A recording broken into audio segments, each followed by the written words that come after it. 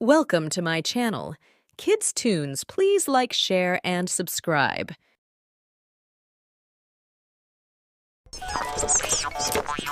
कासगंज गांव में भोला अपने सौतेले पिता और माँ के साथ रहता था। भोला को गांव में सब लोग भोंदू बोलते थे। उसकी माँ और पिता उसे बहुत प्यार करते थे। भोला अपने नाम की तरह बहुत भोला था। पिता उसे समझाया करते थे। गांव वाले अक्सर उसे बेवकूफ बना देते थे। भोंदू, ओ भोंदू, इधर तो आ। भोंदू, ई ले 5 रुपए सामान के, फटाफट रामदीन चचा को दे आ। मैं बोल के आया हूँ कि अभी भेज रहा हूँ। जी पिताजी, अभी दे आता हूँ। हाँ, लेकिन काम करके जल्दी आ जाना। गांव के पीपल के पेड़ के नीचे कुछ लोग जुआ खेलते हुए। हे भगवान, मैंने क्या अनर्थ कर दिया। मुझे लगा था कि बाजी जीत गया तो रुपए दुगने हो जाएंगे, पर सारे के सारे जुए में हार गया। अब मुन्नी की दवाई कहाँ से आएगी? सामने से भोंदू जा रहा था। ये भोंदुआ कहाँ जा रहा है? पूछता हूँ, शायद कोई मदद कर दे। भोंदू, ओ भोंदू, कहाँ भागे जा रहे हो भैया? जरा रुको तो। अरे मैं बहुत जल्दी में हूँ। बापू ने रामदीन चचा को 5 रुपए देकर आने को कहा है। 5 रुपए? अरे रे, मुझे मिल जाए। ये भोंदुआ से ऐठना कोई मुश्किल नहीं है। ए भैया सुनो तो, मैं बहुत मुश्किल में हूँ भैया। तुम बहुत दयावान हो, थोड़ी मदद कर दो।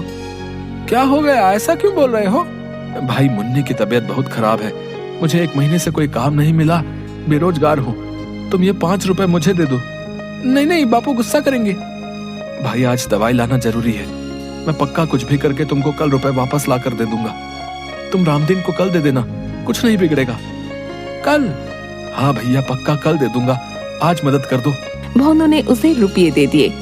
भगवान तुम्हें खूब तरक्की दे भैया। भोंदू ने आकर पिता को सब बता दिया। ये सौतेला बेटा को ही सोचकर पाल पोस कर बड़ा किया कि हमारे बुढ़ापे की लाठी बनेगा, पर ई मूर्ख राज तो निरा भोंदू है। अजी, आप बबुआ को ऐसे क्यों बोल रहे हो? किसी को याद भी है कि इसका नाम भोंदू नहीं बबुआ है। अभी बुढ़ापे में इतनी ताकत नहीं, मैं इसे नहीं पाल सकता। तुम चले जाओ यहाँ से। अरे, ये आप क्या कह रहे हैं? ये कहाँ जाएगा? मैं अपने बेटे के बिना नहीं रहूंगी। हाँ, तुम्हारी वजह से ही तो ये आज ऐसा है। लाड़ प्यार में लड़के को बर्बाद कर दिया है। जाने दो इसको, इसी बहाने शायद कुछ अकल आ जाए। कोई काम धंधा कर ले, रुपए पैसे की कीमत समझ जाएगा। नहीं नहीं, मैं इसे कहीं नहीं जाने दूंगी। तो तुम भी इसके साथ हो लो। देखता हूँ ये बबुआ तुमको पालता है या तुम इसको। ओ बबुआ, सुबह होते ही तुम यहाँ से चले जाना, बता रहे। और सुनो, ये घर के आसपास दिखाई भी मत देना। ससुरा बिल्कुल ही गैर जिम्मेदार हो गया है। खबरदार, जो तुमने कोई चालाकी दिखाई या इसकी कोई मदद की तो। सुबह पिता के जाने के बाद भोंदू घर से जाने लगा। सुन, मैं पीछे वाली कोठरी की खिड़की खोल दूंगी। तू रात को चुपके से अंदर आ जाना, समझ गया ना? ठीक है। जा, अभी चला जा, रात को छिप कर आना। भोंदू घूमते घूमते एक वीरान जंगल के पास से गुजर रहा था। अरे वाह, यहाँ अमरूद का पेड़। उसने पेड़ पर पत्थर फेंका। नीचे गिरकर जोर से आवाज आई, टन। ये कौन आवाज है भैया? हटो, मैं तो अमरूद तोड़ूंगा। उसने फिर पेड़ पर पत्थर फेंका। नीचे गिर के जोर से आवाज आई, टन। फिर आवाज। उसने पेड़ के पीछे जाकर देखा। ई का इतना बड़ा पतीला, इसमें तो पूरी बारात का खाना बन जाए। पर ये है किसका? कौन छोड़ गया भैया? ए भैया, ये पतीले का मालिक कौन है भैया? किसका है पतीला?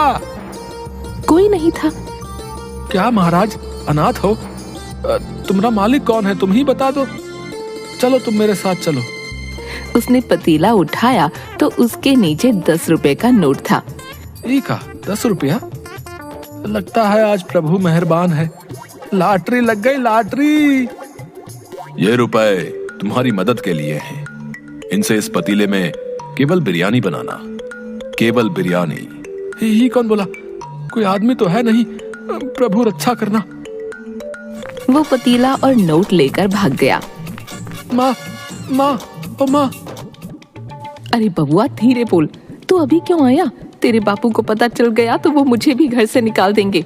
मैं खिड़की खोल दूंगी, तू जा, रात में चुपके से आना, अभी चला जा। ठीक है, पर ये पतीला तो रख लो, इसे कहाँ लेकर जाऊं? ये इतना बड़ा पतीला कहाँ से उठा लाया? जंगल से। और ये देखो 10 रुपए का नोट भी मिला। माँ ये बेचारा अनाथ है, अब से ये भी हमारे साथ ही रहेगा।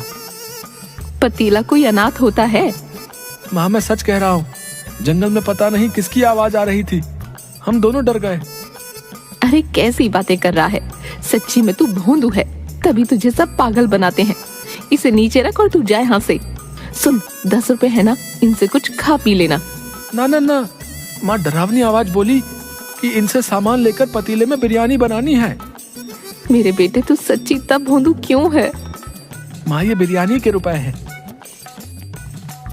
भोंदू, आज तो तूने समझदारी की बात कर दी। अरे इन रुपयों से तो इस पतीले में खूब सारी बिरयानी बन जाएगी, तू उसे बेच देना। कोई काम होगा तो तेरे बापू तुझे वापस बुला लेंगे। सच्ची? भोंदू बाजार से सामान लाता है। माँ और भोंदू मिलकर बिरयानी बनाते हैं।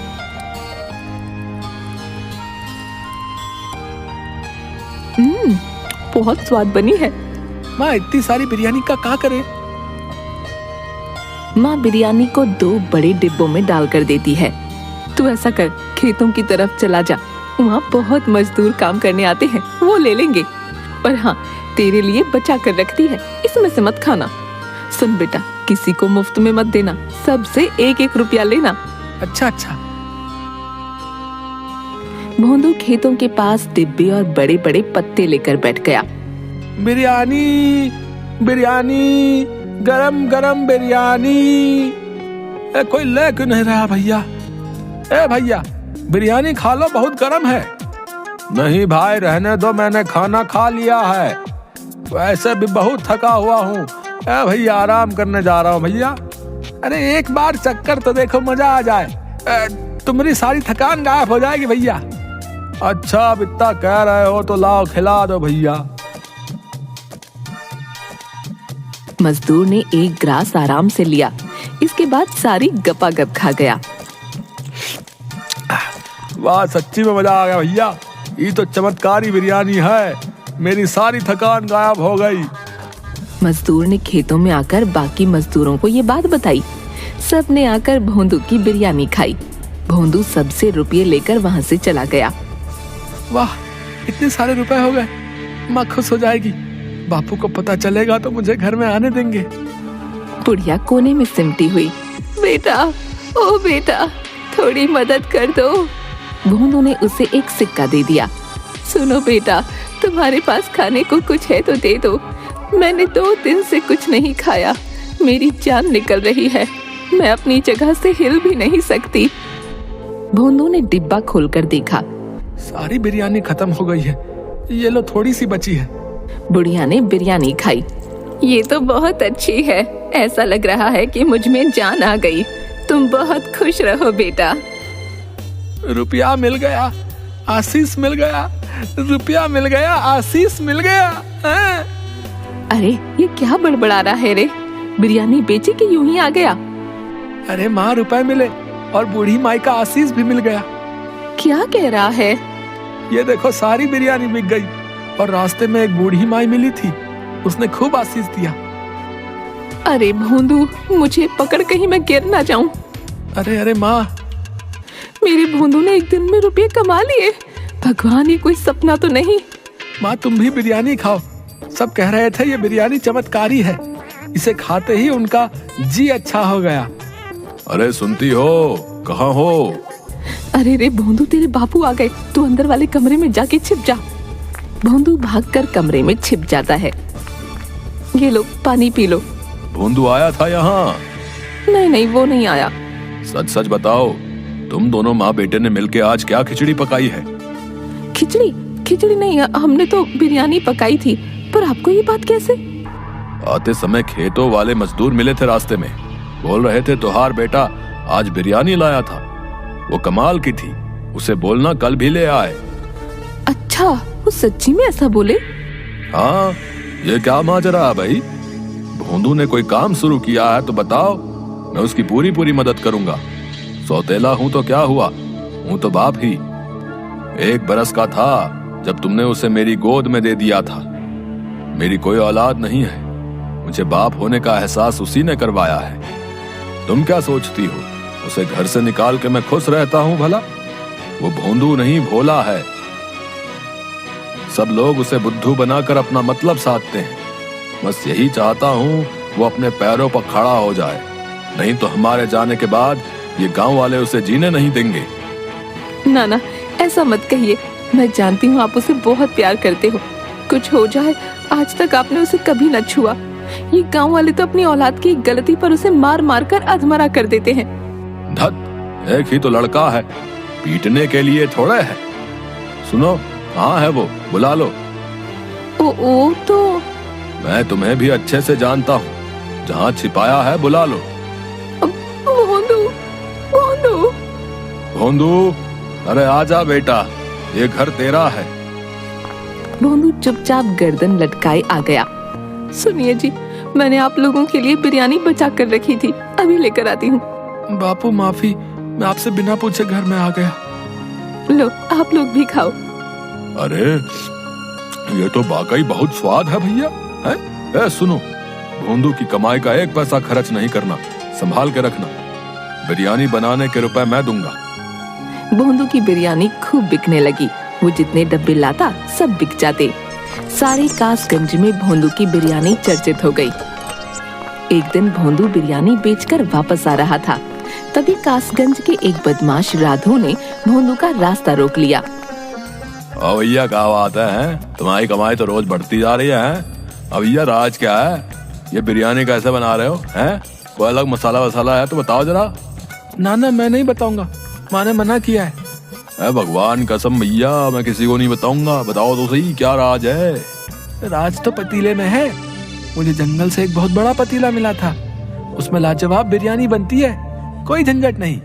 अच्छा तो ये बात है, इसके पतीले का कमाल है सब।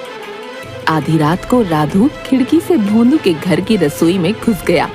अच्छा तो ये है चमत्कारी बिरयानी वाला पतीला।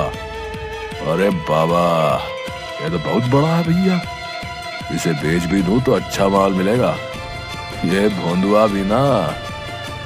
वो एक हाथ से पतीला उठाने की कोशिश करता है, फिर दोनों हाथों से कोशिश करता है और दूर जाकर गिरता है। ये पतीला दिखने में इतना भारी तो नहीं लगता, दोबारा उठाता हूँ। उठाने पर पतीले में से एक हाथ निकलकर उसे उठाकर दूर फेंक देता है।